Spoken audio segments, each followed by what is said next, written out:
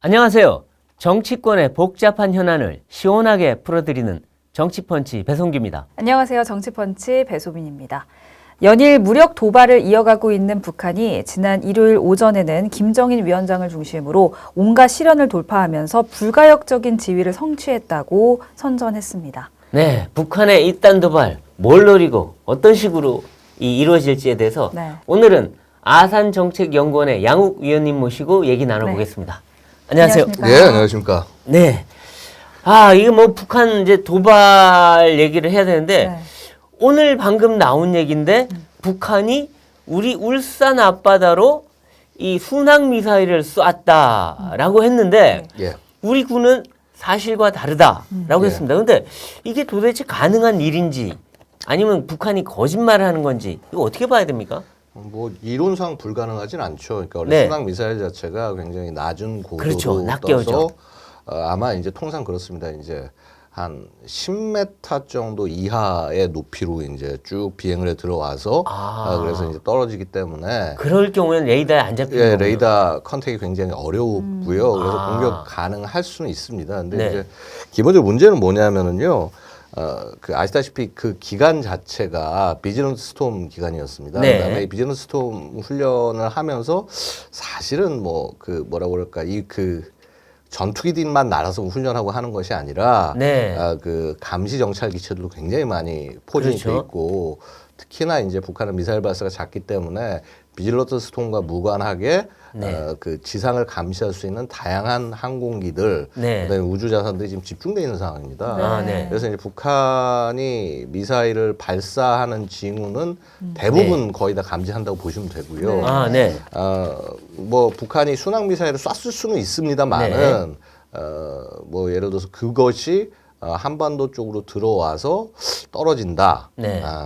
이게 뭐 지금 북한 발표에 의하면은 뭐 좌표까지 정확히 찍어가지고 해서 했는데, 글쎄 말이에요.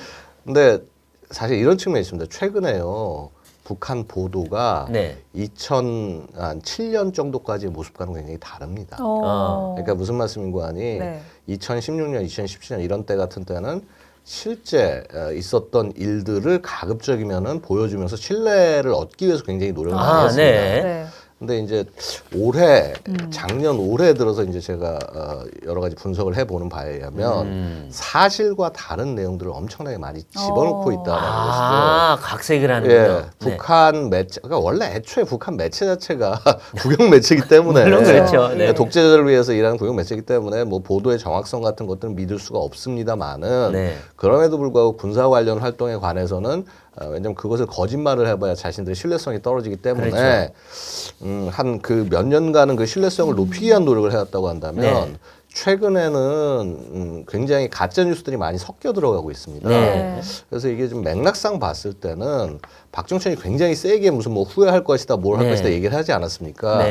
그 다음에 조치로서 왜냐하면 이제 실수건 고위건 간의 얘들이 NLL 이납으로 던졌고 그래서 우리는 거기에 대응해서 미사일 세 발을 떨궜고요. 그럼 거기에 대해서 이제 보복하겠다고 얘기를 했는데 이게 보복을 하면 북한 특성은 뭐냐면요. 한 다음에 자 우리 너 여기 어느 좌표 어디에 떨궜다면서 당일날 얘기해요.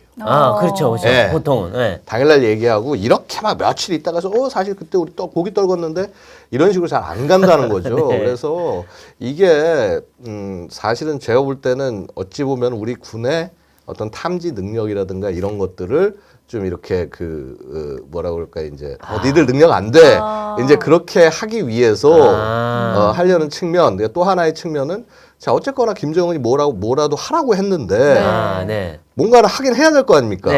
근데 할 수 있는 게 제한이 되다 보니까 그냥 적당히 쏜 다음에 거기 떨어뜨렸다라고 얘기했을 가능성이 저는 상대적으로 굉장히 높다. 절대 북한이 그거 성공했으면은요 난리가 납니다. 와서 무슨 뭐 니들이 뭘 해도 우리는 다 타격할 수 있다 어쩌다 하면서 그렇죠. 그래서 이것은요 그냥 북한이 우리를 떠보기 위해서 해프닝이라고 보시면 되겠습니다. 대표적인 게 그래요. 올 3월 24일에 왜 김정은 혹시 기억나실지 모르는데 막 선글라스 끼고 선글라스 막 끼고 나와서 막 막 가죽 잠바 입고 나와서 그렇죠. 막 무슨 막 쇼했죠. 뮤직비디오 하면서 뭐 자기가 무슨 탑건처럼. 예, 탑건 매버릭도 아니고 굳이 얘기하자면 되버릭 대머리. 그 와가지고서 그 했는데 예. 그게 결국 뭐였냐면 실제 발사된 게 화성 7호가 아니라 15였다라고 이제 그때 우리 17은 올라가다 그냥 터졌다. 네. 그리고 이게 사실 이번에 계속 지금 입증이 되고 있는 거거든요. 그러니까 이게 17 네. 개발이 안 됐다는 게. 그래서 저는 일단 말씀드리는 것은 우리 합참 의견을 믿어주시라라고 말씀드리고 싶습니다. 그렇군요. 네. 네. 그래서 이제 최근 북한 미사일 도발의 특징은 뭐고 뭘 노리고 네. 하는 거냐 이런 거에 대해서 어떻게 생각하십니까? 기본적으로 이제 이게 미사일의 정치라고 말씀을 드릴 수가 있습니다. 미사일의 정치다. 예, 이게 북한이 뭔가 메시지를 전달하거나 이제 국제사회 얘기를 할 때 북한의 얘기가 과연 무게가 있을까요? 아무도 뭐 김정은이 말 뭐 했다 이런 거를 말하면 아무것도 소용이 없죠. 그 북한의 얘기를 진지하게 국제사회가 받아들이지 않습니다. 네. 미사일을 쏴야 그나마 관심을 보이고 하기 때문에 그 핵과 미사일의 정치를 북한은 지금 국제 정치를 하고 있다. 아이들이 왜 관심 끌려면 더 나쁜 짓을 해야지 맞습니다. 어른이 관심을 해주니까. 네. 그래서 이제 그런 맥락에서 접근을 하고 있고 특히나 이제 그 최근 들어서는 그 못된 짓이 네. 거의 일진급에 달했습니다. 예. 그러니까 이런 거죠. 그러니까 핵하고 미사일이라고 하는 것은 사실 국제 정치에서 굉장히 중요한 가치를 갖는 것이 네. 물론 이제 그 각 국가 의 전략 경쟁이라는 측면도 있지만은 네. 국제 분쟁 방지의 측면도 분명히 있었습니다. 그러니까 이게 네. 핵이 있어서 좋다라는 게 아니라 네. 냉전 시절을 보면은요, 사실은 핵이라고 하는 말도 안 되는 무기가 있었기 때문에 네. 미국과 소련이 전쟁이 나지가 않는 것이고요. 그렇죠. 자, 지금 이제 예를 들어서 유엔을 보면요, 유엔 상임이사국 5개 국가들, 미국, 영, 프, 러, 중, 중. 예, 네. 뭐 이런 식으로 예. 예. 자, 이 5개 국가인데 그러면요, 이 국가들의 특징이 뭐냐면요, 핵 보유국입니다. 그렇죠. 핵보유국이죠. NPT에서 인정한 핵보유국. 왜냐면 그렇죠. 그러니까 우리가 구분해야 되는 핵 무장국과 핵 보유국은 구분해야 되는 게 네. NPT에서 인정하는 국가는 딱 이 5개 국밖에 없는 다섯 거예요. 개뿐이다. 예, 예. 나머지는 그냥 인도, 그쵸. 파키스탄, 이스라엘은 그냥 저거예요. 아, 예. 북한은 마찬가지고. 네. 예. 그래서 근데 결국 이런 국가들사끼리 전쟁이 나서 엄청난 세계 대전이 나지 않게 하는 게 유엔의 가치인 거지. 네. 조그만 분쟁을 막는 게 유엔의 가치가 아니거든요. 네. 그러니까 유엔 뭐 올라가면 되게 속 터지잖아요. 네, 그게 그렇죠. 사실은 그런 것 때문이다. 그리고 굳이 5개 상임이사국에 비토권을 준 것도 결국은 이들 국가들끼리의 어떤 통일된 의견이 아니게 되면은 이들 국가끼리 전쟁이 날 수 있기 때문에 그렇죠. 예. 유엔 차원의 결의를 그래서 안 하는 거거든요. 네. 그러니까 결국 뭐냐면은 그런 핵이라고 하는 게 굉장히 나름의 논리와 게임을 갖고 국제사회에 서로 위협을 하고 긴장으로 몰아는 가지만은 그럼에도 불구하고 전쟁이 나지 않게 하는 기제로서 써왔다는 거죠. 그렇죠. 근데 지금 이제 푸틴이 예를 들어서 우크라이나에서 막 무슨 뭐 우리 핵 던질 수 있어 하면서 얘기하면 욕을 엄청나게 먹는 게 바로 그런 겁니다. 네, 그러니까 네, 네. 그거는 그렇게 함부로 쓰는 게 아니야라는 게 이제 네. 기본적인 얘기인데 자, 지금 북한이 하는 게 딱 뭐냐면요. 그 지난 9월 9일 공표된 그 핵무력 정책법. 그렇죠. 네. 여기 보고 있으면은요. 6조에 보면은 핵 사용 조건을 얘기하는데 그렇죠. 5가지 조건을 얘기합니다. 근데 5가지 조건을 쫙 보고 있으면은 딱 어떠냐면은 야, 우리는 언제든 핵을 다 쓸 거야. 그렇죠. 네. 선제 타격도 하겠다. 네. 그러니까 이게 뭐냐면 이제 특히나 그 1조에 보면 이제 핵의 그 목적 사명을 얘기하는데 기본 사명과 작전적 사명을 얘기해요. 네. 기본 사명이라는 게 원래 핵이 갖고 있는 전쟁 억제의 의미. 네. 거기까지 좋습니다. 네. 근데 작전적 사명이 뭐냐 하면은 전쟁 승리를 위해서 핵을 쓰겠다는 얘기를 하는 네, 거예요. 그렇죠. 그러니까 이거는 굉장히 위험한 메시지인데 애초에 그걸 1조에 그렇게 집어넣을 만큼 개념을 좀 손쉽게 얘기하면 말아먹었다. 거의 그런 정도 수준의 접근을 하고 있기 때문에 그리고 이 최근에 미사일 발사들은 결국은 야 봐. 그래서 우리가 이렇게 지금 법에서 얘기를 했는데 이게 소위 핵 운용 우리가 정책이야, 독트린이야, 운용 독트린이야. 이 독트린을 갖고 실제 어떻게 하나 보여줄게가 바로 9월 25일부터 그 9월 9일 정도까지 미사일을 쭉 발사했던 내용. 네. 김정은이가 계속 시찰을 하면서 그 내용을 이제 노동신문에서는 핵 운용 부대 군사 훈련이라고 얘기를 합니다. 네. 네. 그래서 이제 그러니까 이제 그 말은 이 미사일에다 핵을 탑재해서 쏠 수 있다 이 얘기죠. 그러니까. 그렇죠. 미사일 탑재 쏘겠다는 얘기입니다. 그런 네. 태세를 지금 당장 쏠 수 있는 태세를 갖춰져 갖춘다. 있다라고 얘기를 하고 있는 거예요. 네. 아, 네네. 근데 막상 되게 좀 저거 한 거는요. 그러면 오케이 쏜 미사일들 한번 보자. 네. 한 10발 정도로 쐈어요. 이제 네. 그 기간 동안 15일 정도 기간 동안에 한 10발 정도 쐈는데 이 쏜 10발을 딱 분석을 해보니까 네. 야 이게 실제 핵을 놓고 쏠 수 있는 건 한두 발밖에 없는 거예요. 네. 아. 그러니까 지금 현재 북한이 핵이라고 갖고 있는 것을 쏠 수 있는 건 한두 발밖에 없고 그다음에 그 10발 중에서 실제 지금 핵 탄두가 없기 때문에 예를 들어서 전술핵 같은 건 당장 없잖아요. 지금 네. 집어넣을 게. 네. 그러면 뭐냐면 핵 탑재를 모의한 이라고 얘기를 해요. 그래서 핵 탑재를 모의한 발사가 한 3번. 그다음에 실제 핵을 실을 수 있다는 건 IRBM. IRBM은 기존에 만들어 놓은 미러볼형이든 장구형이든 이걸 다 쓸 수가 있는데 예. 이제 다 탑재를 할 수 있을 걸로 보이는데 네. 그 중에서 어쨌거나 그 쏜 거는 딱 IRBM 하나. 나머지는 핵 운용부대 훈련이라고 하는데 재래식 탄두를 쏘고 있어요. 걔들이 그렇게 아예 써놨어요 노동신문에. 예. 그럼 뭐냐면 실제 네. 핵 미사일 수는 되게 제한이 되고 그다음에 심지어는 그 미사일 수도 제한되는데 아직 탄두조차 실지 못하는 것들이 더 많다는 거예요. 예. 아. 그러면 지금 북한의 ICBM 개발 기술은 어느 정도라고 보면 될까요? ICBM은 아까 화성 17 실패를 예. 말씀드렸습니다만은 딱 거기까지입니다. 그래서 무슨 말씀인 거 아니? 네. 이게 좀 되게 좀 복잡하긴 한데 뭐냐면요. ICBM이 날아가려면 네. 자, ICBM에 뭘 실어서 보내려면 제일 중요한 게 뭘까요? 추진체죠. 추진체. 예. 추진체. 추진체인데 특히 이 추진체 중에서 제일 중요한 게 엔진이 중요하단 말이에요. 네. 그 ABC 네, 그렇죠. 네. 그러니까 알파 이제 오메가인데 바로 이 엔진을 개발하기 위해서 북한이 수십 년간 난리를 치다가 겨우 백두산 혁명 엔진이라는 걸 2016년 가을에 내놓는데 네. 그 엔진도 사실은 우크라이나의 엔진 기술을 훔쳐온 겁니다. 아, 그래요? 예. RD250이라는 엔진이 있는데 그 엔진 기술을 훔쳐와서 이제 처음에 그 백두산 혁명 엔진이라는 걸 만들고 그 초기형을 화성 12형부터 탑재를 해서 네. 2017년 5월부터 이제 쏘기 시작을 해요. 네. 그래서 제가 그걸 딱 보면서 그때 느낀 게 이제 화성 10이라는 미사일도 되게 좀 변태 같은 미사일이에요. 이제 뭐냐면 예. 굉장히 미사일이 ICBM처럼 긴데 네. 네. 그렇게 되면 중간에 단을 끊어가지고서 1단, 2단을 최소한 만들어서 네, 해야 네. 되는데 예. 긴 걸 다 1단으로 만든 거예요. 그래서 야 이놈들이 도대체 뭔 생각일까 네. 봤더니 이제 네. 결국 이제 그 엔진의 신뢰성이나 이런 것들이 아직 잘 모르기 때문에 지들도 네. 만들어 놓고 쏴봐야 되니까 실험적으로 이렇게 기계 만들어 놓은 겁니다. 네. 그래서 얘가 베이스가 돼서 화성 14가 나와요. 화성 네. 14를 그래서 화성 14는 2단으로 만들어 놨어요. 네. 제가 화성 10이 나올 때 이 다음 모델은 무조건 2단 분리되는 모델이라고 예측을 했는데 네. 2단이 나왔습니다. 네. 그러니까 막상 쏴보니까 엔진이 좀 힘이 부족한 거야. 그래서 이제 미 본토를 다 때리지 못하고 그렇죠. 이제 어디 끝쪽에 걸랑 말랑 그러니까 이렇게 되는 걸랑 거예요. 말랑. 네. 그러니까 이제 얘들이 화성 15를 그 다음에 내놓는데 네. 화성 15는 뭐냐면 그 이제 그 백두산 혁명 엔진 노즐이 하나 있고 메인 노즐이 하나 있고 노즐이라는 게 저거죠. 불꽃 나오는 나오는데 거? 그 다음에 자세 제어 노즐 조그만 게 4개 달려 있었던 게 원래 기본형인데 노즐 2개짜리만 달린 것을 장착을 한 게 화성 15예요.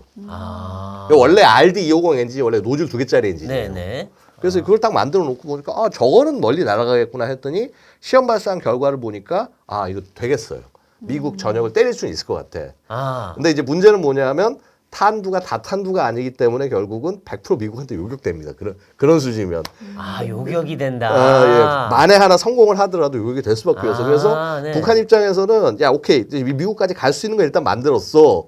그러고 이제 와서 그 이듬해부터 이제 미국 협상을 하는데 네. 솔직히 미국 보면 되게 가소롭죠. 그러니까 미국은 치면은 핵에 있어서는 일종의 박사학위를 받고 이제 네. 석학이에요. 네.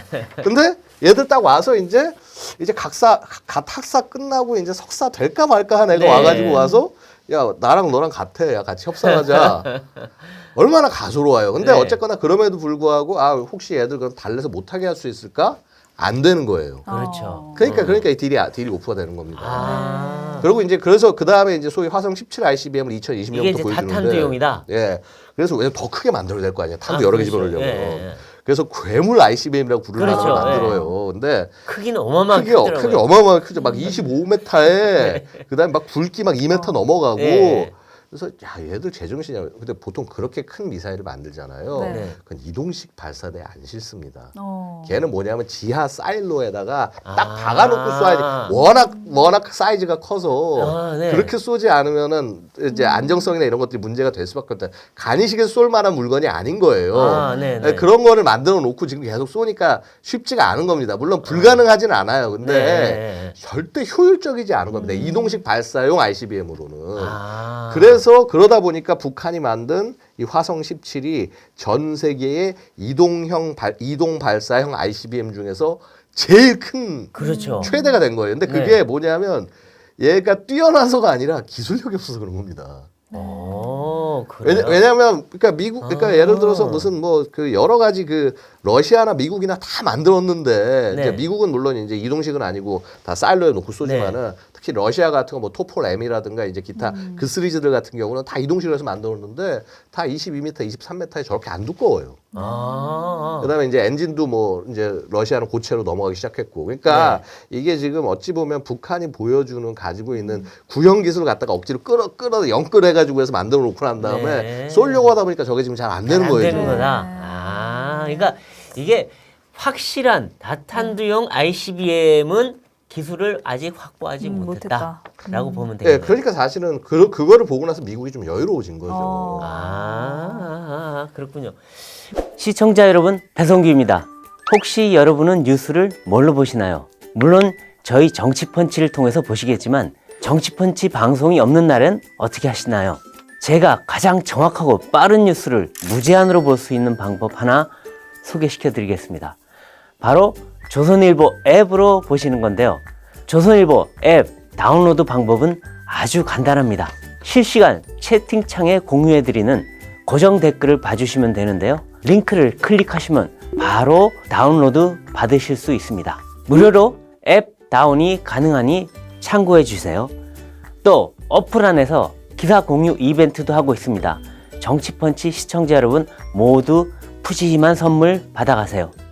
그러면 지금 북한이 이제 ICBM 그런데 한국을 향해서 쏘는 이 전술핵, 그러니까 좀 저위력 전술핵 이 탄두는 개발이 된 건가요? 아직은 멀은 건가요? 어떻게 된 건가요? 그러니까 이게 이제 그 소위 이제 저위력 전술핵이 어느 정도를 얘기를 하는 건지 그러니까 이제 그걸 봐야 되는데 이런 거죠. 전술핵 원래 이제 전술핵 전략핵 개념부터 말씀을 해드릴게요. 이제 아시다시피 전술핵이라고 하면은 그러니까 되게 파괴력이 좀 상대적으로 제한되는 거.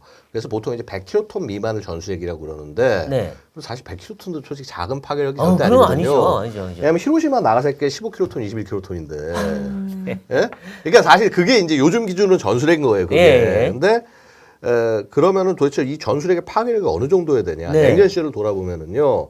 0.001킬로톤짜리 전술핵도 있었고요. 그러니까 되게 범위가 정말 제한되는 거죠. 그런 것도 핵이라고 있었고. 보기엔 좀 작네요. 작긴 하지만은 파괴력은 그 안에서의 굉장히 제한된 지역의 파괴력이 엄청난 거죠. 그러니까. 그렇군요. 그러니까 되려 이제 이런 거예요. 5킬로톤 미만의 폭탄이 되면요. 낙진 피해가 상당히 적습니다. 거의 없다고 봐야 돼요. 굉장히 제한돼요. 그럼 이게 장점이 뭐냐면은 딱 공격한 지역만 이제 초토화되고 거기만 방사능이 좀 남아 있고 나머지 지역은 전진이 가능할 수 있으니까 그래서 지금 사실 북한도 되게 고민일 거예요. 내가 이게 전술핵은요 사실 어떤 게 왜 전술핵이냐면 그러니까 우리 군에서 전략 전술 있잖아요. 전략핵은 서로 전략적으로 견제하고 안 쏘기 위해서 존재하는 거고 너무 파괴력이 세니까 전술핵은 파괴력이 되게 약해서 전쟁에 쓸 수 있는 핵. 그러니까 전술핵 그래서 전술핵인 거예요. 그래서 미국 지금 전술핵의 말을 안 씁니다. 미국은 그래서. 원래 안 써야 되는 거기 때문에 냉전 이후에는 택티컬 누클리어 웨펀이란 말 자체를 안 쓰고 non strategic nuclear weapon 그래서 비전략 핵무기 이렇게 얘기를 하는 거예요. 로우 일드 뭐 누클리어 웨펀 이런 식으로. 근데 그래서 어쨌거나 지금 북한 입장은 사용할 수 있는 소위 이제 핵 전술핵을 만들어야 되는데 이 파괴력이 얼마여야 될까?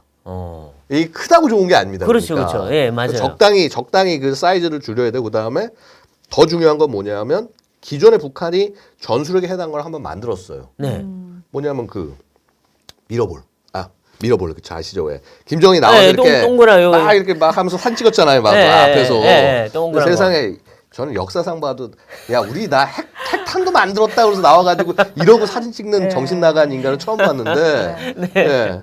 근데 어쨌거나 그러고 나왔단 말이에요. 그 다음에 이듬해 장구 모양의 거 앞에서 또 이러고 사진 찍었죠, 그렇죠? 아, 예, 네네. 예. 그게 이제 소위 전략핵에 해당하는 북한판의 수소탄. 아, 그러니까 요 동그란 게 이제 요게 이제 그 소위 이제 핵 분열탄. 아. 예. 그 파괴력이 이제 뭐 한 20kg 언더. 아, 예. 네. 근데 문제 뭐냐면 얘가 너무 무거워요.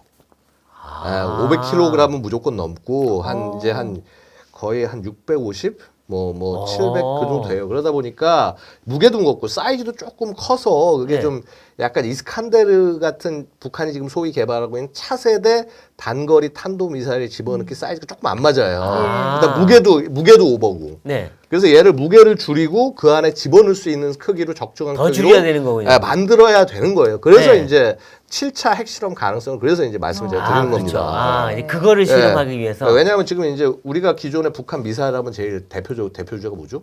스커드 아니에요, 그렇죠? 스쿼드. 네. 근데 이제 스커드가 낡아도 너무 낡은 거예요. 북한 입장에서도. 그렇죠. 사실은 네. 이미 북한이 이제 84년인가 이때부터 스커드를 만들었잖아요. 네. 원래 스커드는요 1958년도에 처음 나왔습니다. 아, 네. 스커드 A형이 처음 나오고 네. B형이 이제 한 60년대 후반에 나오고 그래서 사실은 1980년대 정도까지 90년대 초까지가 거의 스커드가 끝물이라고 보는데 네. 북한은 80년대 후반 만들기 시작까지 쫙 찍어 온 거예요. 아, 그렇군요. 그래서 이제 한 20년 지금 20년이 뭐야? 한 30년 40년 된 건데 네. 얘를 교체해야 되거든요. 네. 그래서 이제 KN-23 뭐 이스칸데라고 그렇죠. 그런 시리즈가 예. 그래서 나온 거고 아, 네. 거기에 실을 수 아직은 없는 상황이다. 네. 그래서 예. 7차 핵실험이 필요하다. 이 말이 필요하다. 이런 말씀입니다. 아, 그렇군요. 예. 네, 그럼 7차 핵실험 하고 나면은 이제 북한이 핵 보유국이다 이렇게 좀 전 세계적으로 인정하는 분위기가 될 수 있을까요? 근데 여기서 우리가 말을 되게 조심해야 될 게 핵 예. 보유국이란 말은 아무 나라에다 쓰면 안 됩니다. 그러니까 뭐냐면 핵 보유국은 국제적으로 핵을 아. 가질 수 있는 뭐 국제법적 근거라는 네, 네, 네. 국제적 합의에 의해서 갖고 있는 그 국가를 얘기하는 거 핵무장국인 거죠. 핵무장국. 네. 핵무장국으로서의 북한의 모습은요, 뭐 이미 핵은 가지고 있어요. 그래서 예. 지금 저희 연구원 같은 데서 이제 지금 뭐 작년 기준으로 67개에서 112개의 핵폭탄을 만들 핵물질을 북한이 보유하고 있다라고 추정을 하고 있습니다. 네, 저희 아산연구소는 그렇게 추정을 하는데, 예. 근데 하지만 실제 이걸 핵탄두로 만들어 놓은 미러볼과 장구는 네. 실제로는 한 20개 정도가 되지 않을까 이렇게 아닐까? 보고 있어요. 아, 저는 개인적으로는. 네. 아. 왜냐하면 그러니까 양산이라고 하는 거 완전 다른 차원의 문제인 게 솔직히 요거 그 미러볼하고 장구 만들어 놓은 거는 굉장히 초기형이에요, 이게. 아. 핵탄도 굉장히 초기형 모습이고 초기형이다. 그다음에 기술로 치면 50년대, 60년대 기술로 만들어 놓은 거예요. 네. 그럼 최소한 70년대, 80년대까지 쫓아와야 될 거 아닙니까? 네. 그럼 핵물질을 지금 잔뜩 있는 거를 가지고 이걸 양산하려면 이런 바보짓이 없을 거 아니에요. 그렇죠? 아, 그렇죠. 그래서 그렇죠. 뭔가 이렇게 정말 양산을 해서 많이 쓸 수 있는, 그래서 말씀드린 전술핵 여기에 집어넣는 그 사이즈에 집어넣어서 만들 수 있는 그 탄두를 지금 북한이 만들어내는 거예요. 양산을 위한. 네. 그래서 실제 실전 배치를 할 수 있는 핵탄두를 네. 그래서 7차 핵실험 이후에는 만들 수 있지 않을까, 사실 그게 걱정이 되는 아, 거죠. 그렇죠, 그렇죠. 예. 근데 북한이 그 노동신문에서 불가역적 지위를 성취했다라고 하는데 예. 이 불가역적은 우리가 주로 많이 쓰던 말이었는데 예. 이 불가역적 지위라는 무슨 의미인가요, 이게? 그 말대로 불가역이라는 거죠. 그러니까 되돌릴 수 없다. 우리가 핵을 가진 거를 이제 더 이상 안 가지게 할 수 없다. 비핵화는 없다. 예, 아. 그 얘기를 하는 거죠. 되돌릴 수 없는 예, 핵국가다. 예. 네. 그러니까 우리한테서 핵을 뺏으려는 생각은 상상도 하지 말라는 얘기인 겁니다. 그렇군요. 그런 의미군요. 그러니까 이제 뭐 자기들이 핵 보유국이라고 그냥 뭐 선전하 자화자찬하는 그런 자화자찬하는 얘기겠네요. 그런 내용이기도 하고요. 네. 그 우리가 또 하나 이렇게 또 제가 미리 좀 말씀을 드려야 될 거는요. 보통 비핵화라는 얘기를 하잖아요. 네. 근데 우리가 얘기하는 비핵화랑 북한이 얘기하는 비핵화는 개념이 완전 다릅니다. 네. 어떻게 비핵화가 왜 개념이 다른지 생각이 드시잖아요. 그렇죠? 네. 같은 말인데 네. 우리 비핵화는 정말 이렇게 핵 없애가지고 핵무기 없는 걸 얘기하는 네. 건데 북한이 얘기하는 비핵화는 뭐냐면요. 나를 핵을 위협하는 대상이 없는 걸 비핵화라고 하는 거예요. 그러니까 굉장히 적극적인 의미인 거예요. 그래서 네. 사실 북한이 얘기하는 비핵화의 종착점은 뭐냐면요. 결국 미국도- 자기 미국이 한반도에 없는 게 비핵화인 거예요. 그러니까 그래서 한반도 비핵화라는 게 미군 철수를 의미하는 겁니다. 사실상. 그러니까 이거를 이게 정말 북한의 가장 핵심적인 논리인데 그거를 한반도 비핵화라고 말을 받아 쓴 정신 나간 정부가 있었죠. 예. 근데 그게 그러니까 그러니까 아마 걔들이 누구보다도 그 뭐라고 그럴까 빨갱이들 생각을 잘 알기 때문에 네. 예, 그 무슨 의미를 얘기하는지 얘들은 100% 알았을 거다. 알고도 썼다. 알고도 썼다. 속아줬다가 아니라 사실은 같이 공조한 거나 마찬가지죠. 이거는 뭐 남북 사실 공조가 되어버렸다. 예, 사실 뭐 매국이나 마찬가지인 거죠. 그렇군요.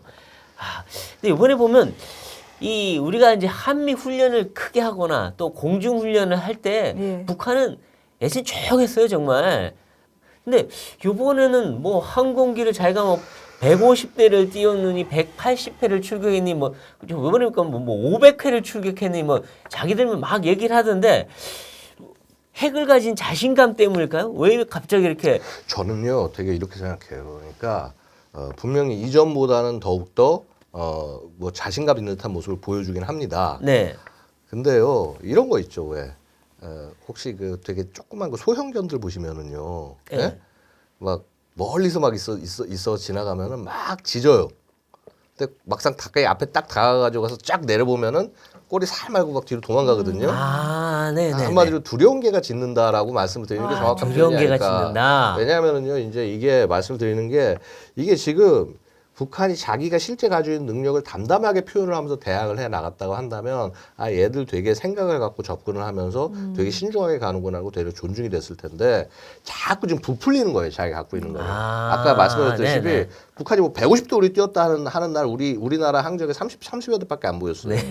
그 말은 뭐냐면 실제 비행하는 높은 고도에서 비행하는 전투기가 그 정도밖에 안 됐다는 얘기가 되는 것이고요. 그러면은 그리고 실제 노동신문 사진 보니까 포토샵으로 보이는 그런 모습들이 계속 이제 분석해보면 나옵니다. 그런 부분들이.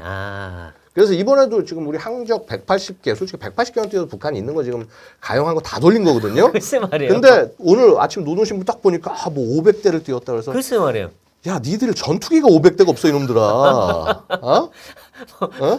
종이 비행기라도 뛰었나 보죠. 그러니까 뭐 아니 뭐 AN2를 다 띄우고 뭐 있는 거 없는 거 다 띄우면 억지로 될 수 있을지 모르겠는데 우리 물론 그 국방 백서상 전술기 그러니까 전투기와 공격기 등 그런 그 전선 임무에 해당하는 기체는 800여 대로 나와 있긴 한데요.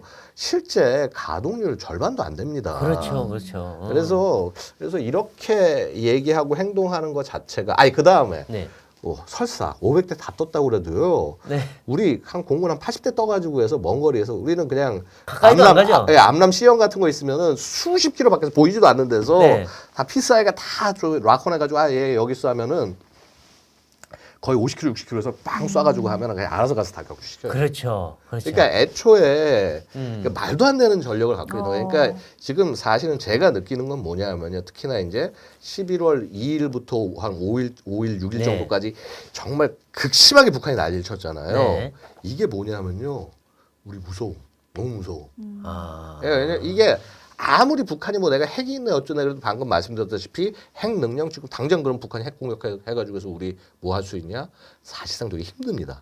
현재 있는 북한의 능력 갖고 우리를 타격하는 것 자체가 되게 제한이 많이 되고요. 근데 북한이 그렇게 지금 최신형이라고 자랑하는 이스칸데르 있잖아요. 그 원형인 진짜 러시아제 이스칸데르 지금 뭐 우크라이나 가지고 박살나고 있습니다, 다들. 그렇죠. 그래서 굉장히 요격도 많이 당하고 제대로 안 가가지고 엉뚱한 데 떨어지고. 그러니까요. 적중률이 되게 떨어진다고.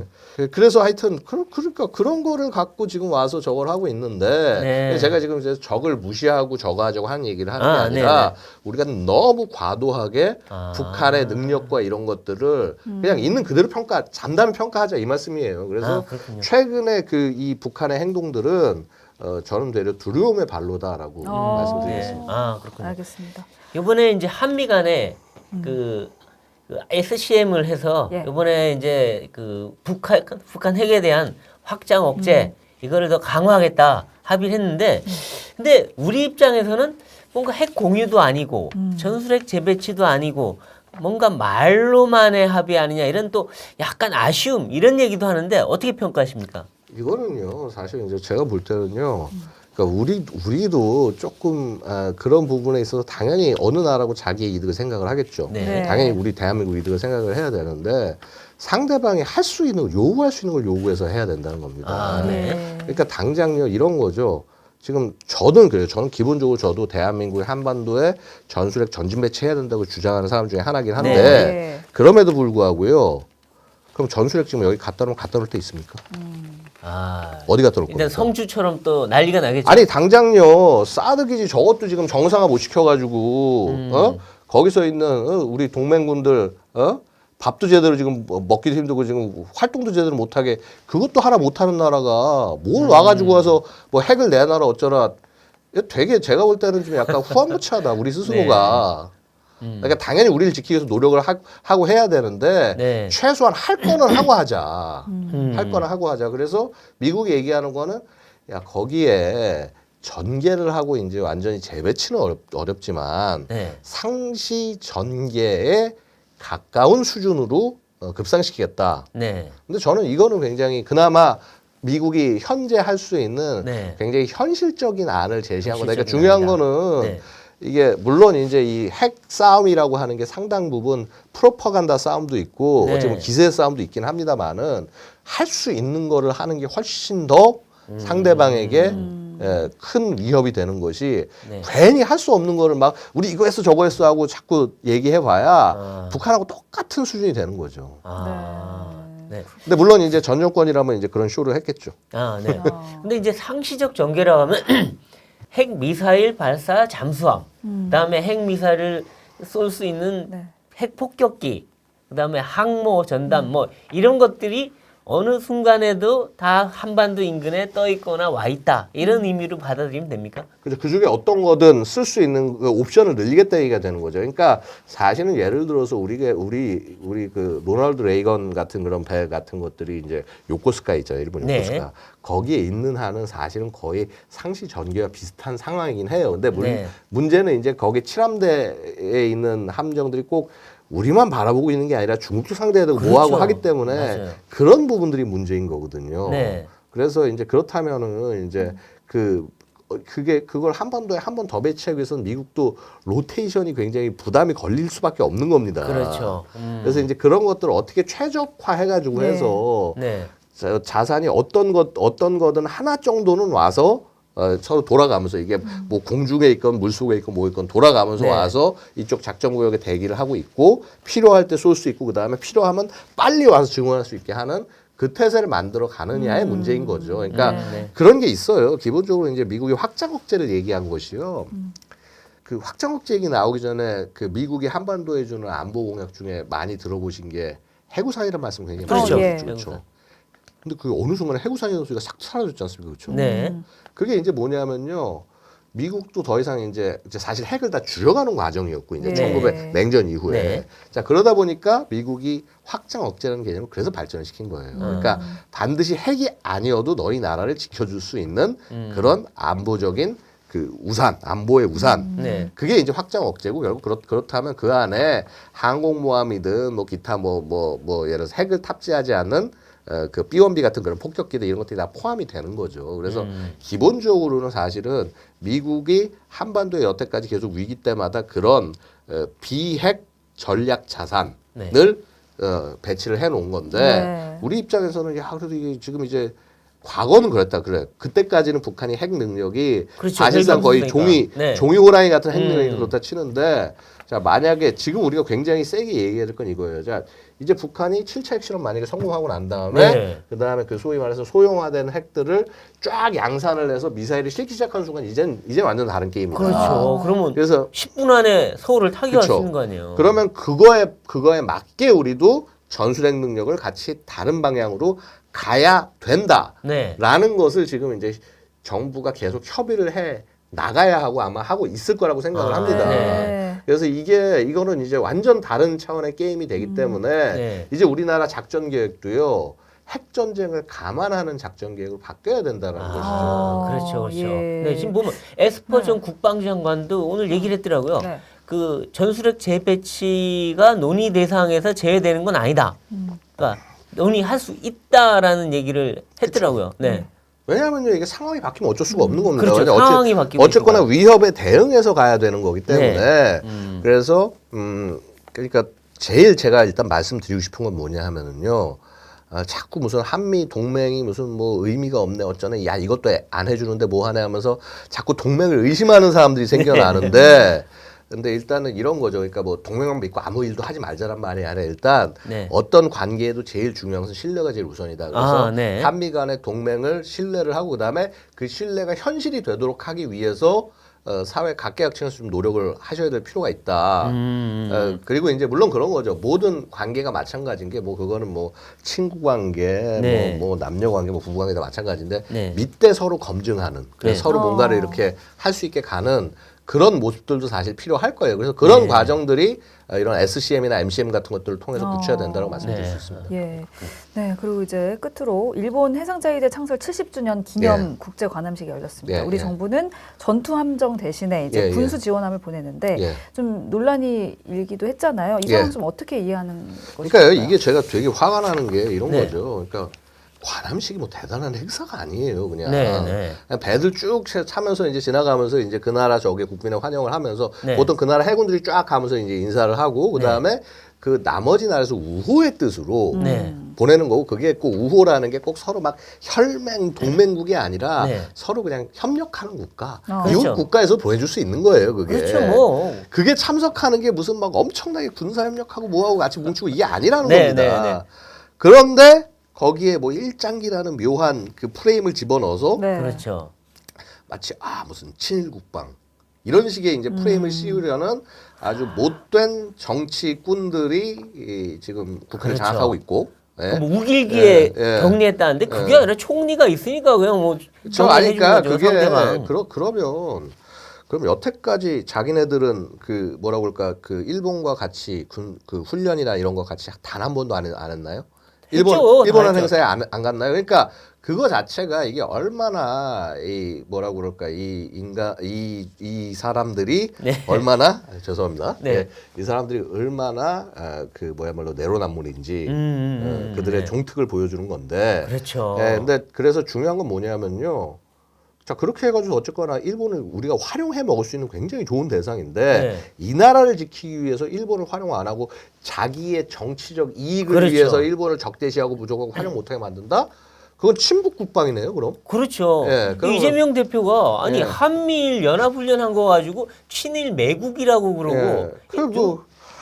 뭐 이렇게 뭐 아파트 팔아먹으시는 분이 그런 말 할 건 아닌 것 같은데 근데 하여튼 뭐 제가 볼 때는 그런 것 같습니다. 그러니까 중요한 거는요, 핵심은 이런 겁니다. 본질은 네. 이 나라를 지키기 위해서 어떤 세력을 어떻게 잘 활용하느냐. 네. 어차피 우리 혼자 할 수 없다. 네. 그럼 누구와 손을 잡고 누구와 같이 가야 되느냐. 그다음에 네.